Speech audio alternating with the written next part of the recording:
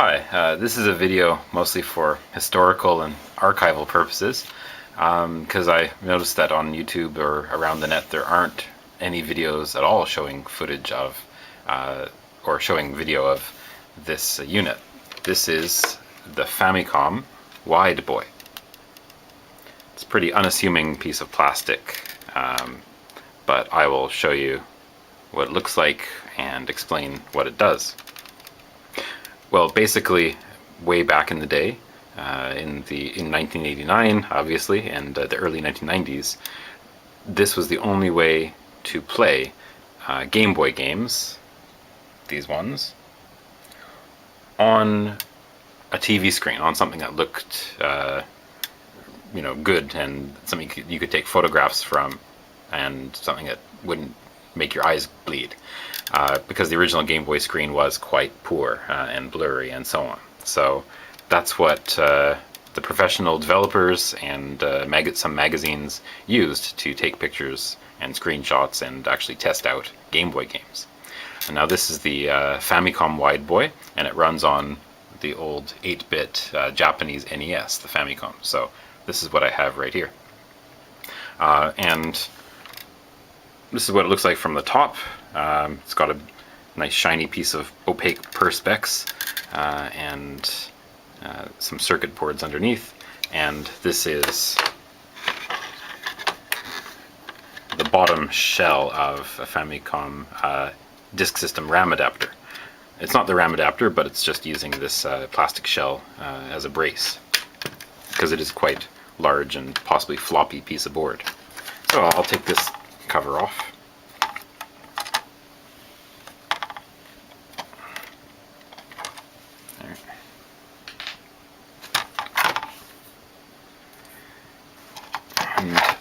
Well, never mind the wires. I've made a couple modifications to it, and please don't gasp in horror. I've added a reset switch with these wires here, and I've added an audio out, stereo audio out, for really nice loud sound. This is taken from a regular Game Boy. So here is the unit itself. This is the Wide Boy 2. As far as I know, there are 3 different versions of the Wide Boy. I've never seen a Wide Boy 1 in existence, and this is number 2. This is Wide Boy 2, Model 2, and there's also Wide Boy 3. I think Wide Boys 1 and 2 connect to some kind of, well, a modified Game Boy shell. Actually, sorry, my mistake. No, they actually connect to a NES-style controller that's custom for the Wide Boy. And so it looks like an NES controller, but inside it's really just has some Game Boy controller guts. And that connects through this expansion, this port right here, this little connector. Sorry for the blurriness. The Wide Boy 3, version 3, instead of having this little white connector, has quite a wide DB15 or DB25 parallel style connector, and that connects to a heavily modified Game Boy, and it actually uses the Game Boy as a controller and sends the picture output to the Game Boy's screen. So that's quite a different beast from the Wide Boys 1 and 2. As you can see here, it says DMG DEB, so I guess dot matrix game debugger, and then B. And this thing with the tape on it is the EPROM, and the original Wide Boy also had an EPROM in this spot. I've reprogrammed it with my own little program, but I'll explain that later. And there are various chips that captures the RAM from the Game Boy and massages the data to have it output on the Famicom. And up here, that rectangular thing is the Game Boy CPU. Sorry, I'll try to stay in focus. And the Game Boy's standard RAM and stuff is right here. And here's the cartridge connector for the Game Boy.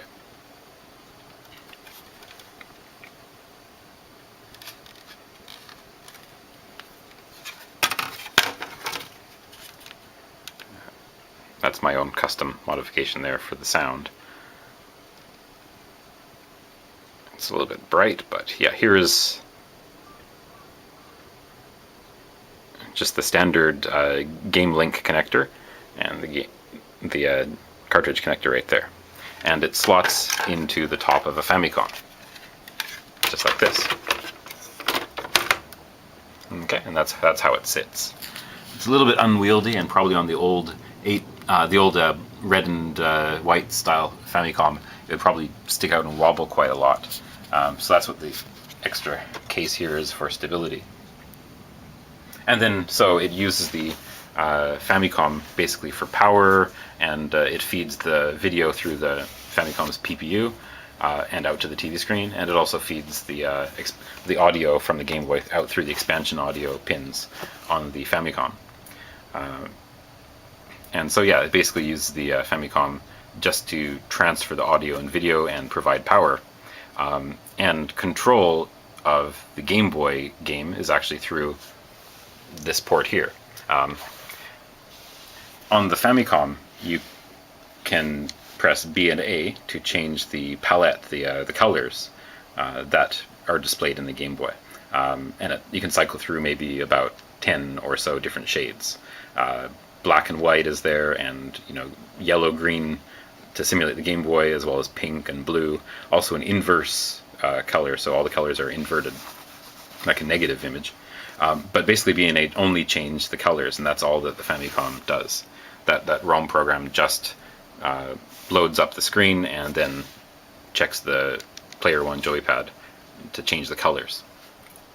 I got this a long time ago, maybe over 12 years ago, and I got 2 units at the same time, actually. Lucky me.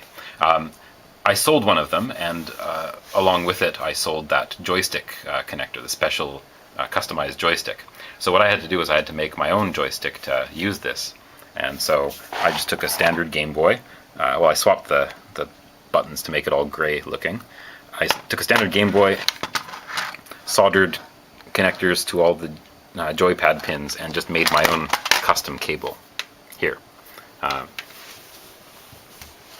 And so I'll just plug that in here to operate it. Okay. Yeah, and now you can use this to control the game, to play the game.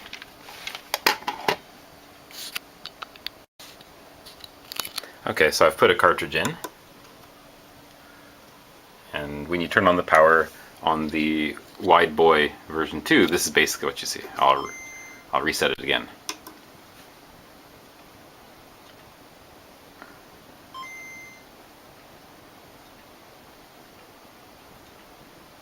Yeah, so when you turn on the regular Wideboy, you just get a gray border, and the game is in the center in a yellow and green color scheme. The borders, the edges right around the edge of the screen are bright yellow, so actually you can't get a nice dark screen, even if you block out the edges. Well, the reason for this is that the color palette of the data that the Game Boy sends to the Famicom is kind of reverse. So color 0 is the brightest, and then color 3 is the darkest. So that's basically what shows up in the border. The brightest color of the Game Boy shows up in the border. The extreme borders anyway. And then so if you hit 1 or 2 on the joypad, you can change the color scheme to different things. All green, blue, pink, and so I made my own colors here.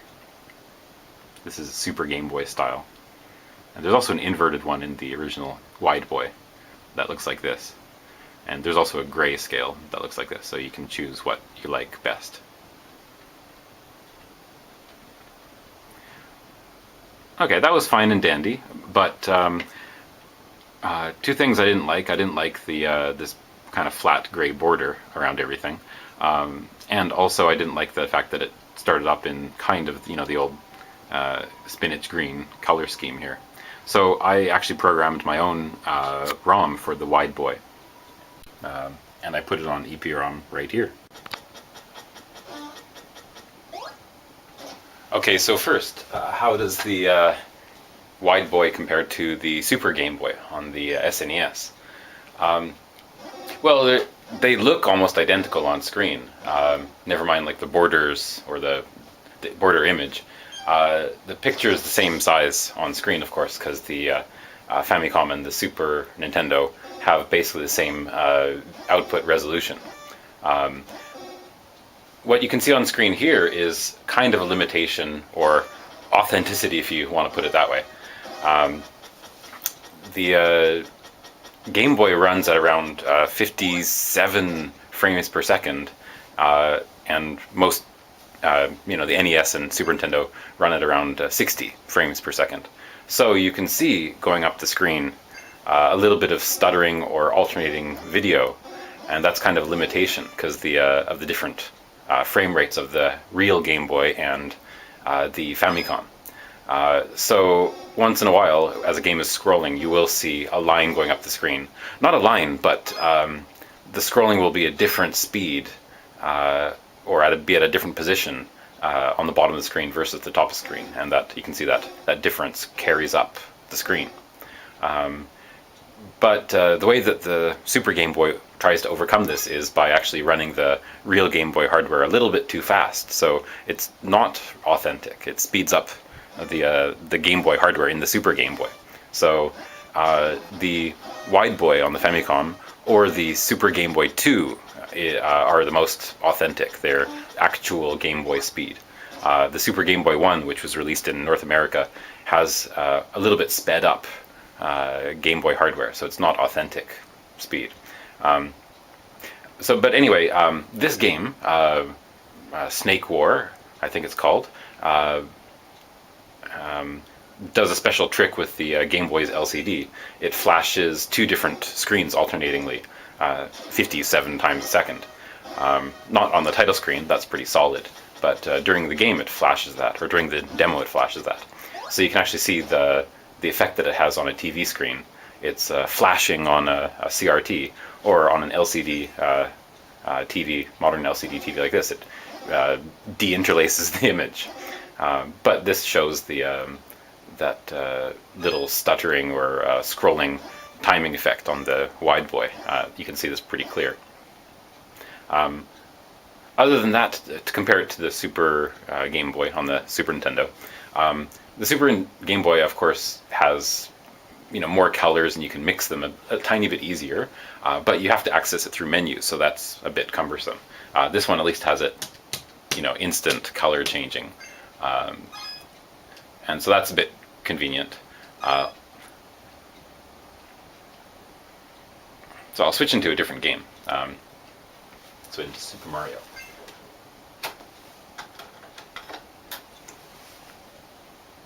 There we go.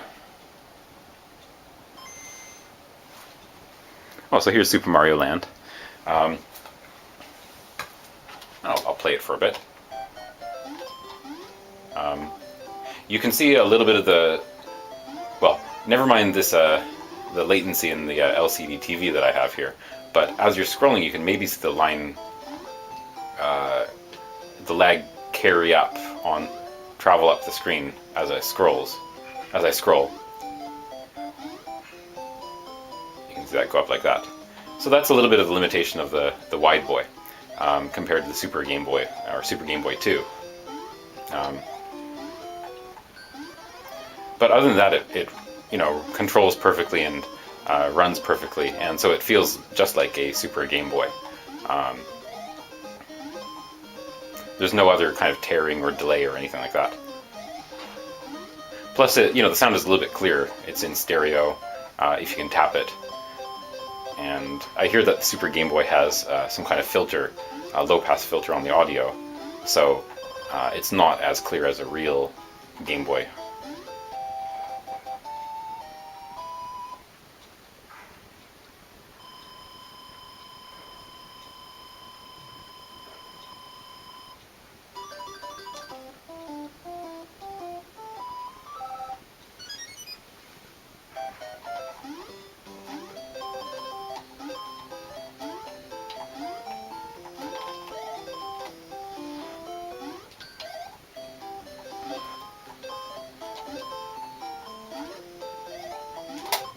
So anyway, this is what the stock Wide Boy gets you.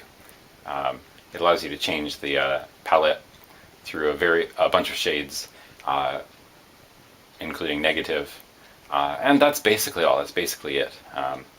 It also has the link cable, so that's one advantage over the regular Super Game Boy. But it was kind of limited, so I wanted to enhance the Famicom ROM inside the Wide Boy a little bit, and so, well, I'll show you what I did. I'll pause it right here. Actually, maybe I'll go over a little bit. Maybe I'll pause there. So I made my own color menu. You can here you can change the colors of the four background palettes of the Famicom to any color you want, and so that's a little bit more flexible than the Super Game Boy. I also added different borders. So here's a custom one that I made with my own, just fancy logo, Wideboy 2 up at the top, and it feels a little authentic, a little more authentic when you play the game like this. It's a way of prettying up the borders. But if you don't like that, you can always have it just black or whatever the fourth background color is. You can change that to anything you want. Any of the hues and any of the shades of those hues as well. If you want purple or magenta or mauve or whatever, you can do that. I'll change it just to black. And then you can also change, you can also have the border set to any of the other intermediate colors. All white, for example.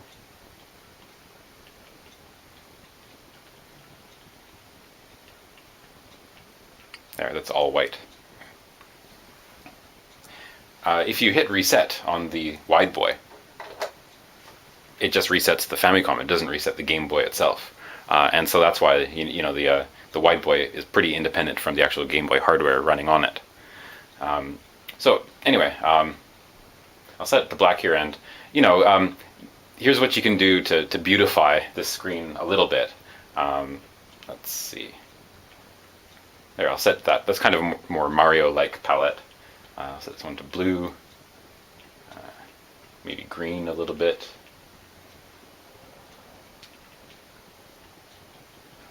So just a bit more brown. Yeah, that's all right. Maybe I'll set this one to kind of a yellow. Let's see how that is. And then what I added to my own version of the Wide Boy is the ability to colorize any region on the screen. So it doesn't really work well for scrolling games, but for status panels in puzzle games or games with static screens, it actually does enhance the colors on screen in a way that the Super Game Boy just can't do. For example, like this. There we go. That's kind of more like a real, a very simple Famicom Mario game. But of course, once you scroll the screen, most of the illusion is gone. But actually, oh no, not bad, not bad. If you keep the center of the screen one color, maybe it'll look all right with a belt scroller. But as you can see, yeah, Mario turns blue or green or orange alternately. Blue mushroom. So no, it's not perfect. It's not. It's kind of a gimmick, but I use it sometimes to again enhance the actual in-game graphics of puzzle games or whatever, just to get some more color on screen. That's something that Super Game Boy really should have put in. The ability to allow the user to colorize any region of the screen. So that's a shame that's not in there.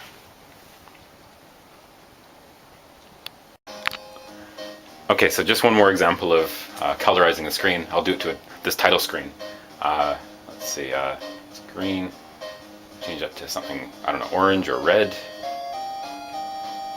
Ugh.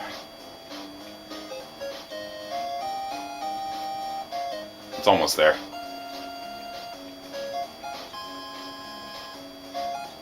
That's alright. Maybe?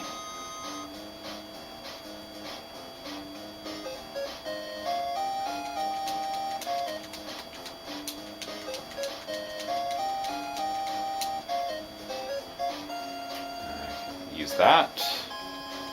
Get some gray bricks or stones there. Maybe make the key gray too. Silvery color.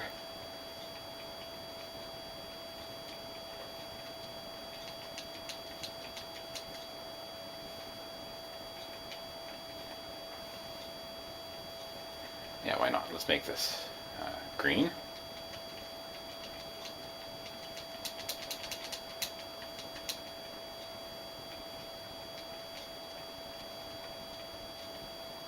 Or not.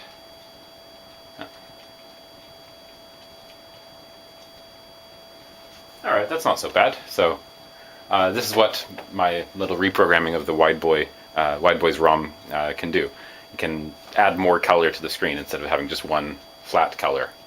And I think that's where I'll leave it. Nothing else to say about the hardware, I think.